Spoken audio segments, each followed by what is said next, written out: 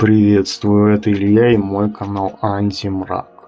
Хотел сказать, если вам нравится мой контент, то попросить бы хотел вас проявить активность на нем в виде подписок, конструктивных комментариев и лайков, так как YouTube, видимо, не очень любит мой контент и упорно не хочет его продвигать. Сегодня поговорим про одиночество. И на этот раз я решил проанализировать мой случай. На самом деле я не имею в виду некий негативный смысл одиночества в моем случае, потому что я не отношусь к этому как к некоему факту. То, что я говорю здесь о своих годах одиночества, это не попытка вынести это как предмет для обсуждения. Мне интересно было бы разобрать это с точки зрения осмысления, но не обсуждения этого в категориях хорошего и плохого.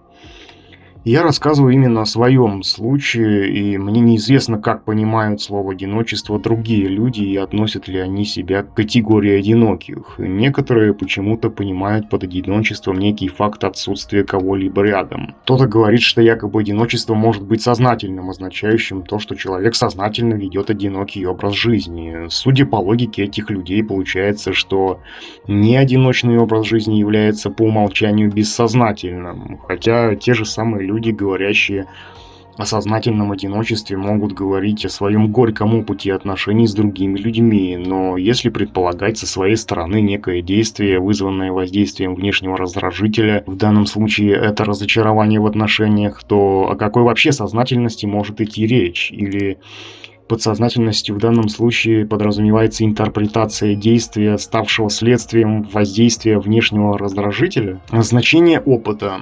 Например, среди моих родственников есть, как это принято называть на интернет-сленге, токсичные люди, с которыми я пытаюсь минимизировать общение.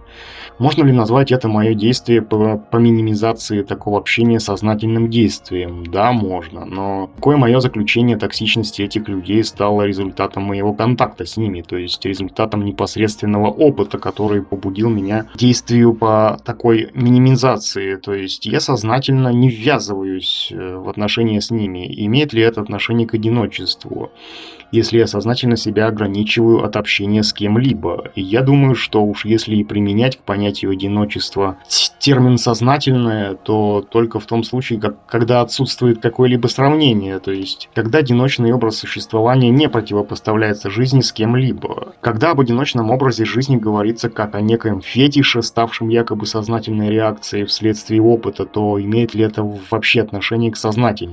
Дело в том, что если человек делает заключение о чем-либо в результате опыта, это говорит о воздействии на него внешнего фактора, который побудил его сделать такое заключение, что в свою очередь сформировало у него мнение о том, что одиночный образ жизни является более приемлемым по сравнению с неодиночным. То есть ключевой момент в подобном действии является наличие внешнего раздражителя, побудившего к этому действию. Человек — это часть среды, в которой он существует. Человек — это часть среды, в которой он существует, поэтому разговоры о сознательном одиночестве, по крайней мере у меня, вызывают как минимум недоумение. И что вообще понимается в данном случае под одиночеством? Отсутствие общения или отсутствие нужды в нем? Если отсутствует нужда в общении, то какое это вообще имеет отношение к одиночеству? Ведь если у тебя в самом деле отсутствует потребность в общении, то зачем говорить об этом в интернете, да, называя это сознательным одиночеством? Словосочетание «сознательное одиночество», используемое людьми по отношению к себе, по крайней мере у меня, вызывает обратное и тому, на которое оно рассчитано, потому что сознательное не может быть следствием реакции на некий условный раздражитель, тем более если под одиночеством в данном случае имеется в виду способ существования. Например, то, как я живу, для меня самого не требует описания его как способа существования, потому как оно уже есть, независимо от того, как я к этому отношусь. Если, допустим, у меня есть потребность в том, чтобы быть с кем-либо, это не означает измену самому себе, отказ от своих собственных интересов. Либо же, если я хочу быть один, то это не означает, что мне в принципе никто не нужен.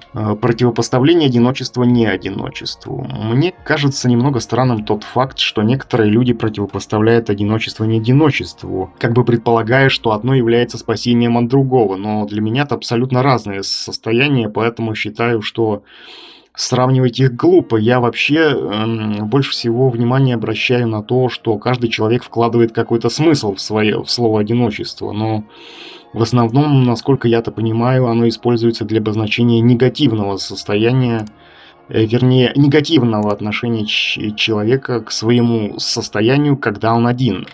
Но тут же напрашивается справедливая мысль о том, что если человек считает себя одиноким по причине отсутствия кого-либо рядом, то эта проблема должна сама по себе решиться при появлении кого-либо. Негативное неопределенное описание состояния, называемого одиночеством.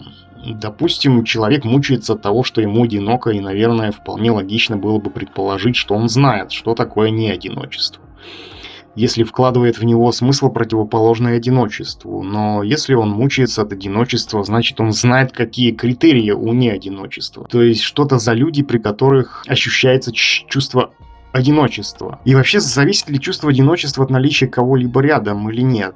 Допустим, лично мне мало с кем хочется общаться по причине отсутствия интереса в общении с конкретным человеком. Но не потому, что я считаю этого человека каким-то плохим, а потому что, как правило, это оказывается не интеллектуальное общение. Но я не говорю сейчас о том, что я предъявляю к людям какие-либо требования. Нет, я просто говорю о том, что может сделать для меня общение с человеком целесообразным. То есть мне не нужно просто общение, потому как оно может забирать у меня энергию, а не давать ее. Но я не говорю о том, что мое отношение к человеку определяется какими-то сознательными критериями. Основным для меня является ощущение комфорта с ним. Если же комфорта нет, то и общения не может быть. Если ты ощущаешь себя одиноким. Если человек ощущает себя одиноким, значит, у него есть прецеденты неодиночества, которые на чем-то основывались. То есть то самое ощущение, при котором не было чувства одиночества, было вызвано совокупностью определенных причин. И вообще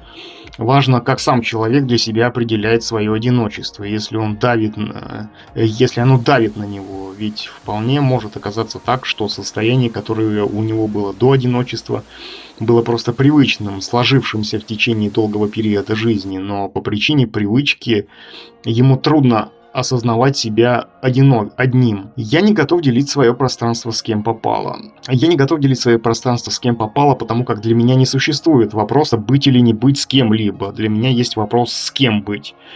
Но с кем быть, это не значит специально заниматься поиском, так как такого человека нельзя найти, его можно только встретить. Это не может быть некой целью, ради которой нужно жить, потому как это не зависит от твоих действий, но опять же, это не есть следствие идеализации некоего представления о таком человеке, потому как это просто может быть, а может и не быть. Нет альтернативы одиночеству как состоянию. Не существует альтернативы одиночеству как состоянию, потому как когда ты один, это и есть ты. Ты, находящийся в некой системе отношений, это не ты, а тот, кто находится в определенной роли по отношению к кому-либо. Но дело в том, что роль уже подразумевает наличие кого-либо, потому как в одиночестве она бессмысленна. И поэтому нельзя понять себя и установить контакт с собой через некую роль, потому как для нее потребуются окружающие люди. Одиночество – это дно.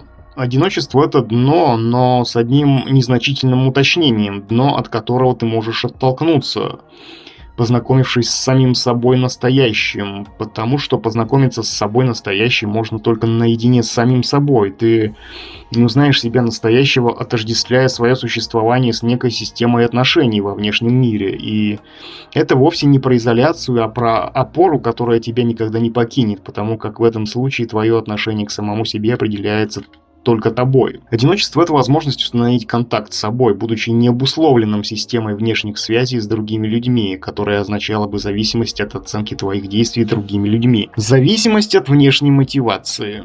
К стремлению избавиться от одиночества может побудить зависимость от внешней мотивации, возникающей вследствие одобрительной оценки твоей деятельности другими людьми. И когда такая система зависимости рушится, то ты лишаешься смысла что-либо делать, потому как стимул, побуждающий тебя действовать, зависит от реакции других людей. Этот пример можно отнести к краткосрочной внешней мотивации, которая запускается так называемой системой вознаграждения, существующей в человеческом мозге. Вообще, с недавнего времени я стал критически относиться к идее мотивации в том смысле, что мотивация является своего рода зависимостью, при которой твои действия имеют смысл для тебя только тогда, когда ты получаешь некое вознаграждение со стороны других людей. Но я не говорю о том, что это плохо. Это наоборот хорошо, но весь вопрос в том, что узнаешь ли ты в этой системе себя, ведь она постоянно требует некоего действия ради перспективы в будущем, что в свою очередь мешает принять свое настоящее. И я не говорю сейчас о некой пассивности, я говорю о бессмысленности ухода от себя настоящего через изобретение чего-либо в будущем. Одиночество как концепция. Дело в том, что человек может субъективно оценивать свое состояние как одиночество, но когда он создает на основе этого мысленную концепцию, он сам попадает в ее ловушку, потому что эту концепцию одиночества создает его ум, и эта концепция, как и любая другая, созданная умом, строится на противоположности, то есть одиночеству противопоставляется не одиночество. Но человек не может находиться в нескольких состояниях одновременно, точнее, он описывает свое состояние определенными терминами, которые соответствуют ему. Но какая разница, как ты описываешь свое состояние, если оно есть такое, какое оно есть? И всегда ли твое состояние означает то, что нужно пытаться от него уйти? Ведь оно же не возникает просто из ниоткуда. То есть сам ум побуждает человека интерпретировать свое состояние в категориях хорошего и плохого. И на самом деле это говорит о его ограниченности, если он делит свое состояние на одиночество и неодиночество.